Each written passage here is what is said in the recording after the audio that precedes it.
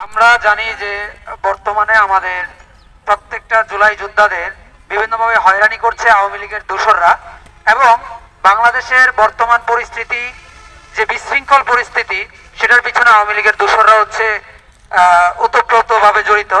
এই বর্তমানে আমাদের এই জায়গাটা থেকে আমাদের উচিত ছিল বিগত ৬-৭ মাস আগেই আওয়ামী লীগকে নিষিদ্ধ করা। এখনো যেহেতু এই সরকার এই আওয়ামী লীগকে নিষিদ্ধ করেনি, সেই জায়গাটা থেকে আমরা জুলাই যোদ্ধা সংসদের পক্ষ থেকে প্রত্যেকটা জুলাই যোদ্ধারা আগামীকাল সকাল 10:30টায় শাহবাগ মোড়ে অবস্থান কর্মসূচি পালন করব।